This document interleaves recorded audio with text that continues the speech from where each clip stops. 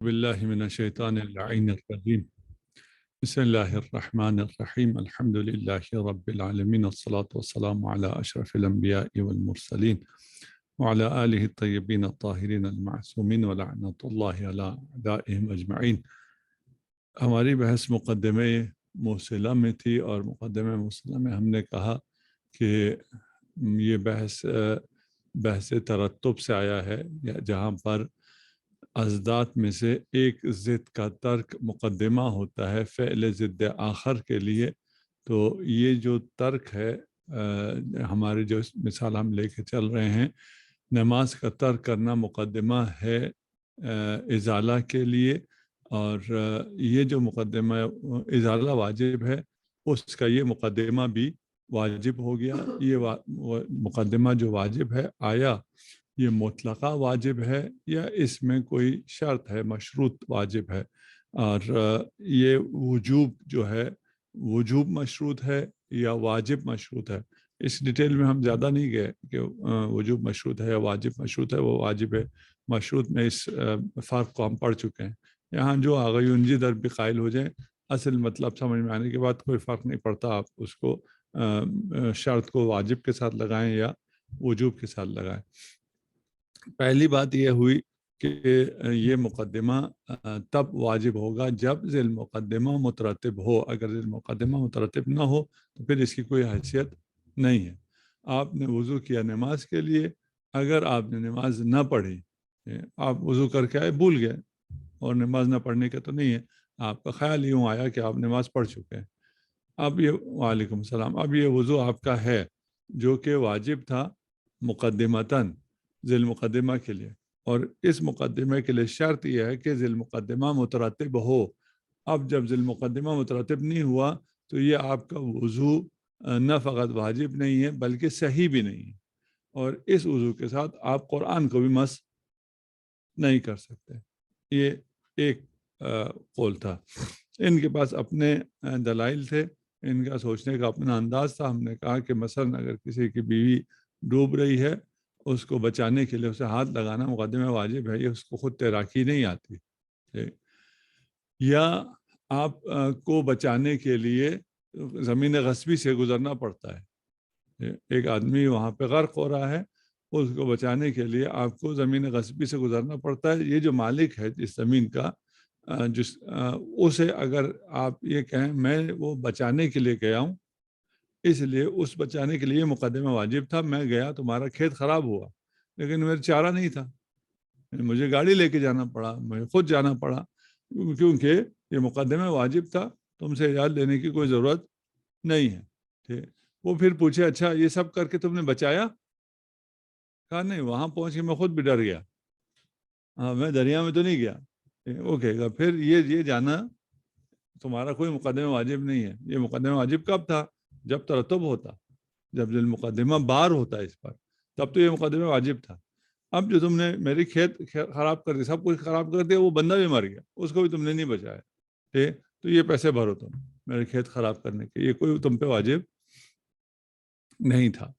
اور دوسرا جو ہے وہ شیخ انصاری کا تھا کہ اگر نیت ہو بچانے کی تو کافی ہے، ارادہ ہو بچانے کا، تو اس سے کہیں گے بھائی تم اس کو بچانے کے ارادے سے آئے تھے کہ اس سے آئے تھے؟ اگر بچانے کے ارادے سے آئے تھے پھر تو ٹھیک ہے، کھیت سے گزرنا ٹھیک ہے، یہ مقدمہ واجب ٹھیک ہے، یہ تمہارا وضو ٹھیک ہے، نا، یہ اس کو جو غریق ہے اس کو ہاتھ لگانا ٹھیک ہے، سب کچھ ٹھیک ہے اگر ارادہ ہے۔ اگر ارادہ نہیں ہے تو پھر ٹھیک نہیں ہے۔ اور اس کو سمجھنے کے لیے کہ شیخ انصاری کے ذہن میں کیسے بات چل رہی ہے، آپ اگر یہ گندم لیتے ہیں، آپ چکی کا آٹا کھاتے ہیں، اس میں جو ہے تھوڑا سا خاک بھی آ جاتی ہے، مٹی تھوڑی بہت آتی ہے نا۔ آپ کے ہاں خشک خوبانی کل ایک صاحب نے مجھے لا کے دی ہے، رات کو میں نے کھایا اسے، تھوڑا سا جب کھایا تو اس کے ساتھ مٹی بھی آ جاتی، ہلکی ہلکی، کیونکہ اس کو باہر خشک کرتے ہیں۔ کوئی آج کل نظام تو بہت آ گیا، لیکن گاؤں دیہات میں وہ نظام تو نہیں ہے، باہر پتھروں پہ خشک کرتے ہیں، پر مٹی چلتی ہے، مٹی آتی ہے، مٹی اس کا حصہ بن جاتی ہے۔ آپ اس سے پہلے اس کو جتنا بھی وہ کریں، وہ مٹی آتا دھوئیں بھی تو اس کے اندر جو گئی ہوئی ہے مٹی وہ تو نہیں ہوتی۔ اب یہ کھانا جائز ہے یا حرام ہے؟ مٹی کھانا حرام ہے یا جائز ہے؟ حرام ہے. کم یا زیادہ کا فرق ہے. بولو ایک ذرہ مٹی ہو، مٹی کھانا حرام ہے. اس میں ابھی مٹی ہے، یہ مٹی کھانا جائز ہے حرام ہے؟ ہیں؟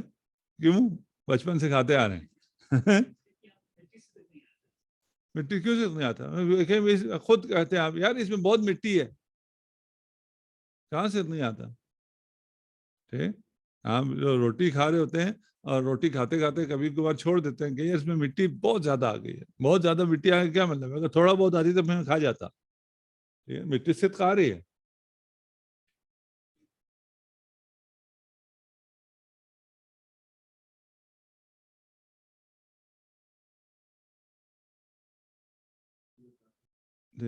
اگر وہ تھوڑی سی مٹی الگ سے کھائیں پھر تو حرام ہے نا. وہ مٹی جو ہے اس میں مخلوط ہو گئی ہے. فرض کریں 99% وہ ہے آپ کا کیا ہے آٹا ہے، 1% مٹی ہے یا اس سے بھی بہت کم مٹی ہے. تو یہ کیونکہ اس میں مکس ہوئی ہوئی ہے، آپ کھا سکتے ہیں نہیں کھا سکتے؟ جائز ہے نہیں جائز؟ جائز. ٹھیک ہے. مٹی کھانا حرام ہے، لیکن اتنی مٹی جو اس کے اندر مکس ہوئی ہوئی ہے وہ کھانا، بہت زیادہ مٹی آ جائے تو کھانا حرام ہے اسی میں بھی. ٹھیک ہے نا. لیکن بہت کم مٹی صدق نہ آئے تو پھر تو مٹی کھانا ہی نہیں ہے نا. اس کی بات نہیں کر رہے جہاں صدق آ رہا ہے. ٹھیک. اب آپ کو عادت ہو گئی ہے اس قسم کی روٹی کھانے کی. آٹا آیا کہیں سے بالکل وہ ہوا ہوا صاف ستھرا جس میں کوئی مٹی نہیں. آپ روٹی کھا رہے ہیں، آپ کو مزہ نہیں آ رہا.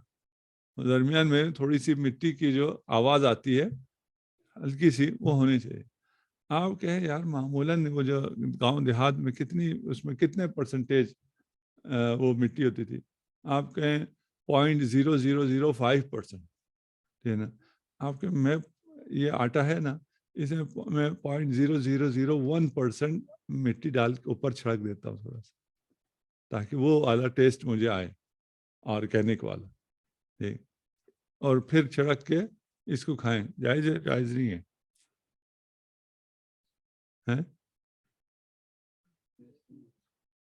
جائز کیوں نہیں ہے؟ ہم نے کہا ہے مثلا میں وہ پوائنٹ میں چھوڑ کے 5% مٹی اگر ہو جائز نہیں ہے. آپ کو ذرا سا واضح کرنے کے لیے اگر اس میں 5% مٹی مکس ہوئی ہو تو آپ کھا سکتے ہیں. معمولاً جو ہے وہ 5% مٹی مکس آتی ہے. یہ پرسنٹیج اوپر ہے لیکن میں آپ کو سمجھانے کے لیے. خوب آپ کو وہ کھانے کی عادت ہے، ایک آپ کو آیا جس میں بالکل بھی مٹی نہیں ہے، آپ نے 1% مٹی اوپر چھڑک دی اور کھا لیا. جائز ہے ناجائز ہے؟ کیوں؟ وہ 5% کھانا جائز ہے، 1% کھانا جائز نہیں ہے. کیوں؟ ہاں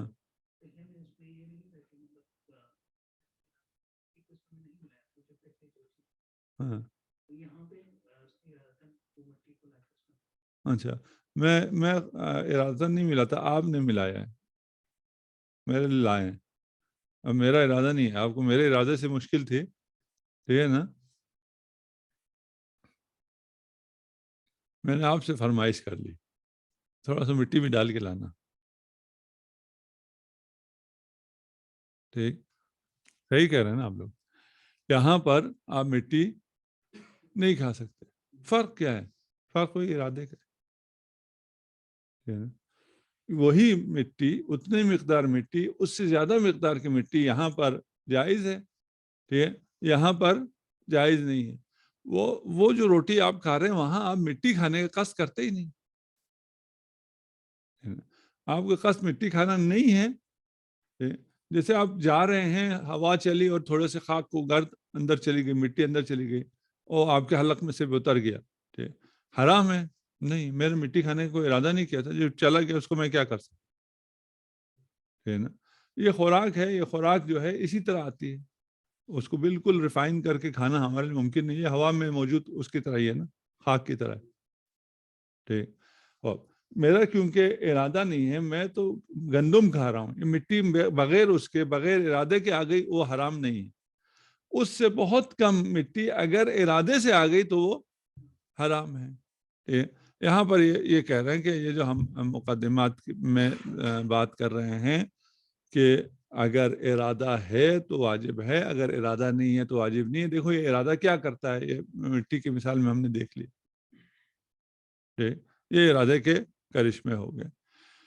اس کے لیے ایک تو یہ ان کا بیسک، دوسرا ہم نے کل کہا تھا، شیخ نے یہ فرمایا تھا کہ جو دو حیثیت ہے، ایک حیثیت تعلیلیہ ہے، ایک حیثیت تقییدیہ ہے، ٹھیک ہے۔ اس حیثیت تعلیلیہ کو انہوں نے کہا اس کی بازگشت جو ہے وہ حیثیت تقییدیہ میں ہے، ٹھیک ہے نا۔ مثلا اگر آپ سے کہتے ہیں الخمر حرام لأنہ مسکر، خمر حرام ہے کیونکہ وہ مسکر ہے، ٹھیک ہے۔ اس کا مطلب کیا ہے؟ الخمر المسکری حرام، یہی ہے نا، ٹھیک ہے نا۔ الخمر حرام لأنہ مسکر، اس کا مطلب یہ ہے کہ وہ خمر جو مسکر ہوگا وہ حرام ہے نا۔ الخمر المسکر حرام حیثیت تقییدیہ ہے، الخمر حرام لأنہ مسکر حیثیت تعلیلیہ ہے، ٹھیک۔ یہ حیثیت تقییدیہ اور تعلیلیہ میں فرق کیا ہے؟ حیثیت تقییدیہ تعلیلیہ میں فرق یہ ہے کہ اگر آپ سے کہا جائے الخمر حرام لأنہ مسکر تو خمر سارے حرام ہو جائیں گے، لیکن اگر آپ سے کہا جائے الخمر المسکر حرام، کہ مسکر خمر حرام ہے تو وہ خمر جو غیر مسکر ہے وہ حلال ہو جائے گا۔ آج کل حلال الکوہل آ گیا نہیں آ گیا؟ سعودیہ وغیرہ میں ابھی یو اے ای وغیرہ ادھر سب شراب، حلال شراب آ گیا ہے، اور آپ کے ہاں بھی آ جائے گا۔ جو چیز ادھر آ جاتی ہے وہ ادھر آتے ہوئے دیر نہیں لگتی ہے، اس کے بعد پھر اس کو روکا بھی نہیں جا سکتا ہے، آپ اپنے متدینین کو بھی نہیں روک سکتے۔ موسیقی کے ساتھ بھی یہی ہے، موسیقی حرام سب کچھ تھا، اب آہستہ آہستہ وہ حلال ہو گئی، اور پھر ہمارے منقبتوں میں فلان میں بھی عبادتوں میں بھی آ گئی، اور کیونکہ اس کو ہم نے مدیریت نہیں کیا، کہ یہ سارا ہمارے پاس نہیں ہے، مذہب کے آپ ٹھیکیدار ہیں، آپ مذہب کی مدیریت آپ کرتے ہیں، لیکن مذہبی ان چیزوں کی مدیریت آپ نہیں کرتے۔ کہیں ہو رہا ہو، فلان ہو رہا ہو تو اس کو جو ہے ادھر ادھر کر کے نکل جاتے ہیں۔ بہرحال چھوڑیں، یہ ہمارا موضوع نہیں۔ ہمارا موضوع کیا ہے؟ حیثیت تعلیلیہ اور حیثیت تقییدیہ کو ہم نے سمجھنا ہے۔ اچھا، حیثیت تعلیلیہ میں وہ جو تعلیل ہے وہ جزء موضوع نہیں ہے، حیثیت تقییدیہ میں وہ تعلیل جو ہے مسکر ہونا وہ جزء موضوع ہے۔ اگر جزء موضوع ہو یا نہ ہو سے کیا فرق پڑتا ہے؟ وہ حکم اس موضوع پر بار نہیں ہوگا جب تک یہ جزء موضوع نہ ہو، اور اگر یہ جزء موضوع نہ ہو تو پھر ایک جز کے ہونے سے، خمر کے ہونے سے حکم نہیں آئے گا، کیونکہ الخمر حرام نہیں ہے بلکہ الخمر المسکر حرام ہے، ٹھیک ہے نا۔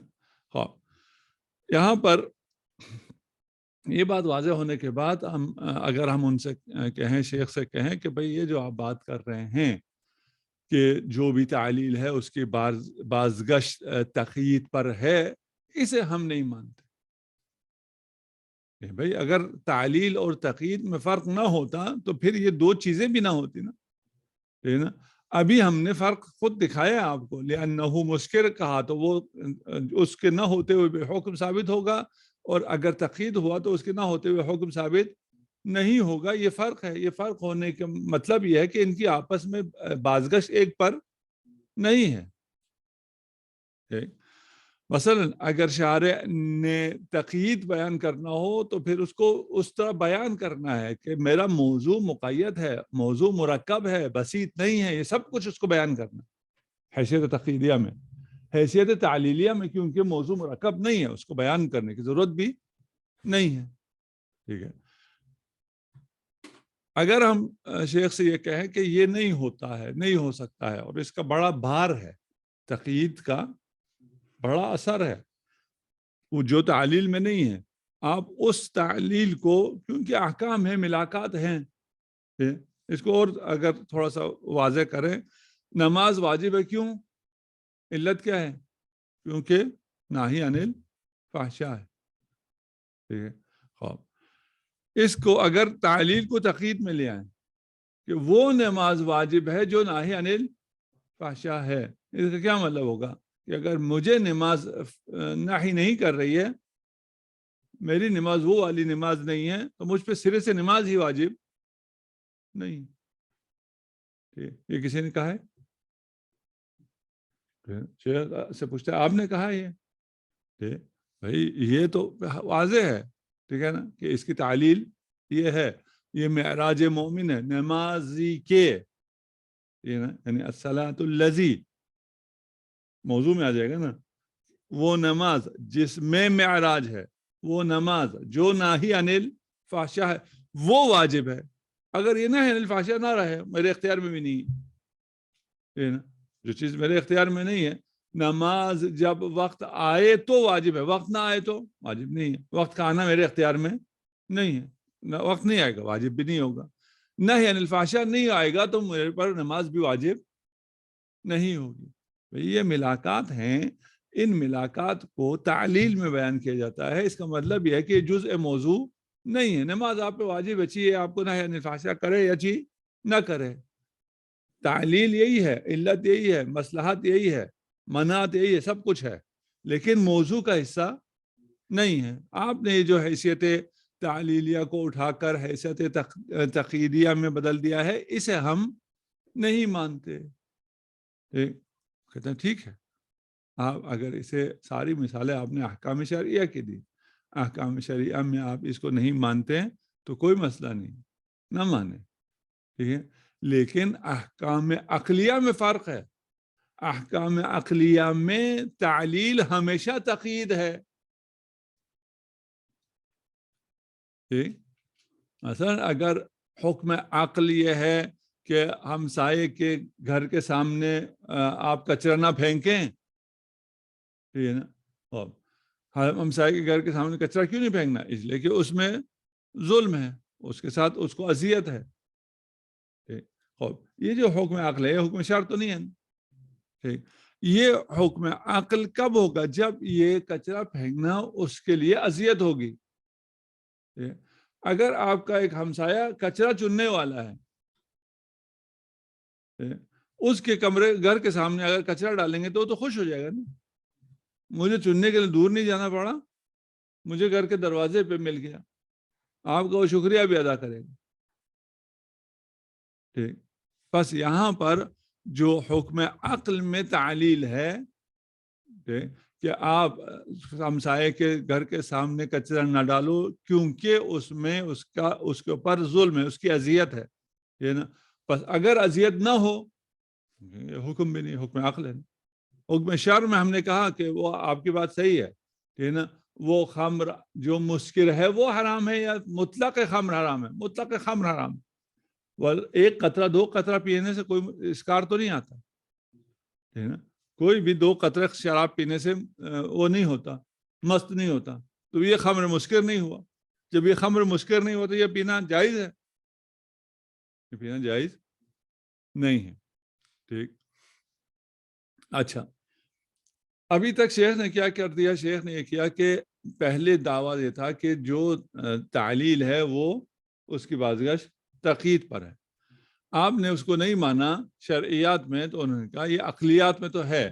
حکم عقل میں اگر کوئی تقیید تعلیل ہو، اس کی بازگشت کس پر ہے؟ تقیید پر ہے. ٹھیک ہے، اچھا، ہمارے بحث میں کیا کر رہے ہیں؟ ہم مقدمہ واجب میں ہیں، ہمیں عقل وقل سے کیا کرنا ہے؟ یہاں پر جو حیثیت مقدمیت ہے، یہ وضو جو مقدمہ ہے، یہ مقدمیت عقلی ہے، یہ شرعی نہیں ہے. ٹھیک، جب آپ نے یہ مان لیا کہ یہ جو حیثیت تعلیلی ہے کس میں؟ مقدمیت میں. ہم جو کہتے ہیں یہ کرو، وضو کرو، کیوں؟ اس لیے کہ یہ مقدمہ ہے نا، لأنہ مقدمۃ، تعلیل ہے نا. یہ تعلیل عقلی میں ہم نے کہا تھا کیا ہو جائے گا؟ تقیید میں بدل جائے گی، ٹھیک ہے نا. پس وہ وضو آپ پر واجب ہے جو کہ مقدمہ ہے، ٹھیک ہے نا. یہ جو تعلیل ہے اسے جب آپ نے تقیید میں بدل دیا تو پھر کیا ہو جائے گا؟ وہ وضو واجب ہے جس کے مقدمے ہونے کا آپ نے ارادہ کیا ہے. جو مقدمہ ہے کیسے پتہ چلے گا آپ کو یہ مقدمہ ہے یا نہیں؟ جس کو مقدمے کے ارادے سے کرو گے وہ مقدمہ ہے نا، ٹھیک ہے نا. ذیل مقدمے کے حصول کے ارادے سے جو کرو گے وہ مقدمہ ہے. ٹھیک. جواب کیا ہے اس کا؟ جواب یہ ہے کہ آپ کا اصل مسئلہ یہاں پر آپ نے وہاں تو مان لیا، شرع میں تو آپ نے مان لیا کہ یہاں جہاں پر وہ ہے تعلیل ہے اس کی بازگشت تقیید پر نہیں ہے شرع میں. اگر ہو، اگر آپ وہ کہیں تو ہم آپ کو کہیں گے پھر شراب پیو، روزانہ آپ کو ہم 4-5 قطرے شراب پلائیں گے اور کہیں گے یہ حرام بھی نہیں، آپ کہیں گے حرام ہے. وہاں تو نہیں مانا. آپ نے کہا یہ عقلی میں، حکم عقل میں کیا ہوتا ہے؟ یہ تعلیل تقیید میں تبدیل ہو جاتی ہے. اب حکم عقل میں اس کو کافی بول چکا ہوں لیکن یہاں الگ سے دوبارہ اس لیے بول رہا ہوں کہ یہ سمجھنا ضروری ہے. تقیید اور تعلیل میں کیا فرق ہے؟ تقییدی اگر ہے تو وہ جزء موضوع ہوتا ہے. حکم تب آتا ہے جب یہ جزء بھی ہو، ٹھیک ہے نا. آپ نے کہا عقل میں یہ تعلیل تقیید میں تبدیل ہو جاتی ہے. ہم کہتے ہیں عقل میں سرے سے حکم ہی نہیں ہوتا ہے، ٹھیک ہے نا. عقل میں سرے سے کوئی حکم نہیں ہوتا کہ اس حکم کے موضوع کو آپ کے مرکب ہے یا بسیط ہے. یہ سمجھ میں آیا؟ عقل چیزوں کو درک کرتی ہے، حکم نہیں کرتی ہے.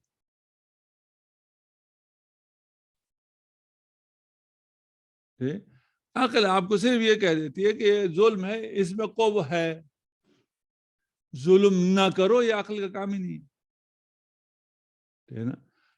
عدل میں حسن ہے، عقل یہ درک کرتی ہے. اب عدل کرو یہ حکم عقل کا حکم ہے ہی نہیں، عقل میں حکم ہے ہی نہیں. جب حکم نہیں ہے تو ہم نے حکم نہ ہونے سے کیا ثابت کرنا ہے؟ موضوع بھی نہیں ہے. پھر حکم موضوع کس کو چاہیے؟ حکم کے لیے چاہیے نا. عقل میں صرف درک ہے، عقل صرف درک کرتا ہے نا. عقل صرف یہ درک کرتا ہے اجتماع ضدین محال ہے، ارتفاع نقیضین محال ہے، تسلسل دور بحال ہے، یہ درک کرتا ہے بس والسلام. اس کے علاوہ کوئی حکم اس میں عقل میں نہیں ہے، ٹھیک ہے نا. یہ عقل نظری ہو گیا. عقل عملی بھی اسی طرح ہے، ٹھیک ہے نا. اخلاق عقل عملی ہے، ٹھیک ہے نا. اس میں وہ کیا کرتا ہے؟ وہ چیزیں درک کر کے آپ کو بتا دیتا ہے، اس کے اوپر کچھ بھی آپ کو حکم نہیں کرتا. ابھی ہماری کل میٹنگ تھی ادھر اس وقت کالج کے سلسلے میں، تو ان کے پرنسپل نے کہا کہ بھائی آپ لوگ وہاں ابھی اغیون جا رہے ہیں، آج سے کل سے جائیں گے، ان کی تربیت کے لیے 3 روزہ ورکشاپ ہے. انہوں نے بتایا کہ آپ یہ کریں یہ نہ کریں، بچوں سے کہیں کہ اس طرح کھائیں اس طرح نہ کھائیں، اس طرح بیٹھیں اس طرح نہ بیٹھیں، اس طرح اٹھیں اس طرح نہ اٹھیں. یہ چیزیں ساری انہوں نے بتایا کہ ہم چاہتے ہیں کہ یہ چیزیں آپ آ کے ہمارے بچوں کو بتائیں. ہمارے اساتذہ بھی یہاں تھے جنہوں نے جانا تھا. میں نے کہا خبردار ان میں سے کوئی ایک چیز بھی نہیں بولنا وہاں جائے. کیوں؟ ہم اسی کے لیے تو بلا رہے ہیں. میں نے کہا نہیں، اس میں سے کوئی ایک چیز بھی نہیں بولنا. میں نے کہا میں یہاں جب درس اخلاق مجھے دیتے ہیں اور ادھر سے دفتر مجھے کہتا ہے کہ بھائی آپ نے یہ چیزیں بولنی ہیں، یہاں پتہ نہیں یہ نہیں کر رہے ہیں، یہ کر رہے ہیں، فلان کر رہے ہیں، فلان نہیں کر رہے، یہ بولے. میں درس اخلاق میں جا کے میں کوئی ایک چیز بھی نہیں بولتا.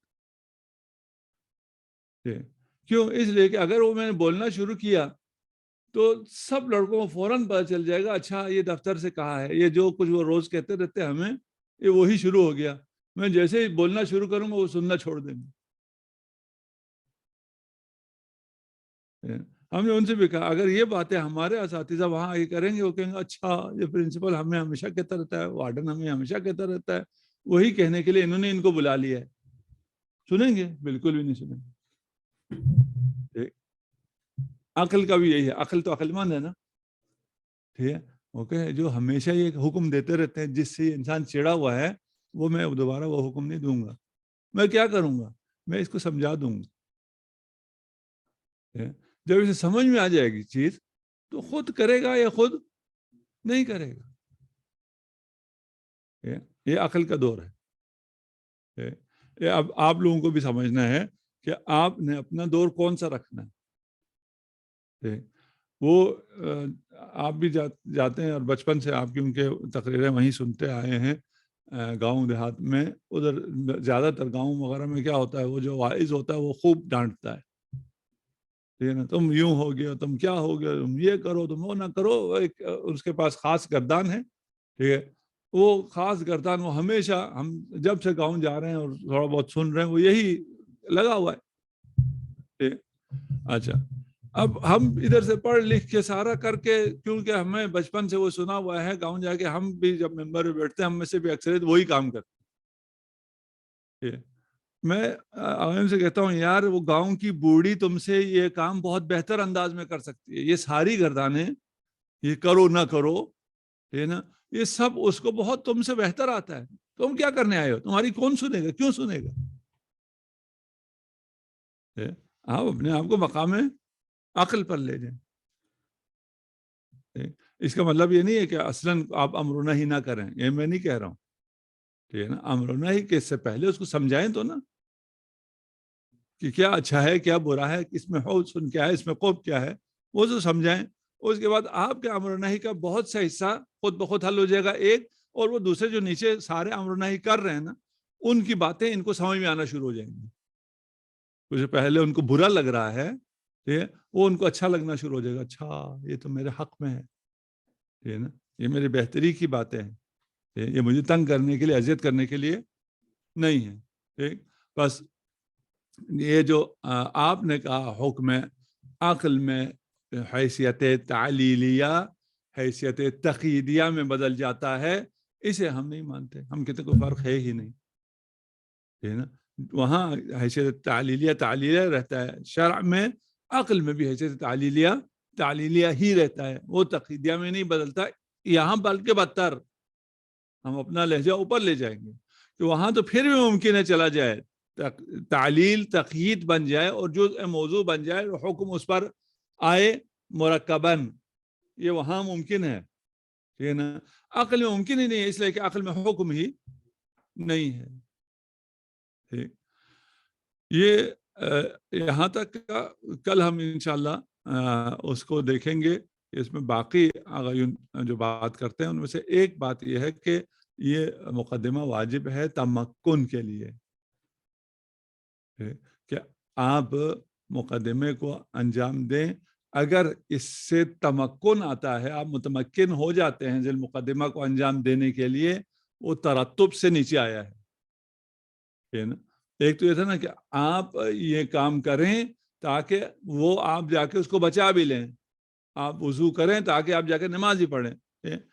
اب یہ کیا کہہ رہے ہیں یہ والے, یہ کہہ رہے ہیں کہ نہیں یہ شرط نہیں ہے, ترتب شرط نہیں ہے. ترتب اس لیے شرط نہیں ہے کہ آپ نے سب کچھ کیا اور آپ کا ارادہ بھی تھا, آپ نماز چھوڑ کے نجاست پاک کرنے چلے گئے اور کسی اور نے آپ سے پہلے کر لیا, ٹھیک ہے نا, آپ کا یہ نماز چھوڑنا واجب نہ ہوا.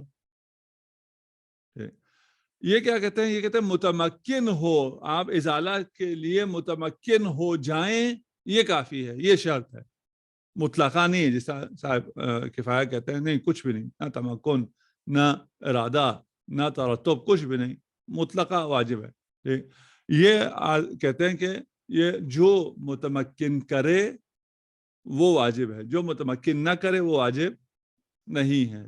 ٹھیک, ان کے بارے میں کیا ہے اس کو پھر ہم کل پڑھتے ہیں انشاءاللہ. وصلی اللہ علی محمد وآلہ طیبین الطاہرین.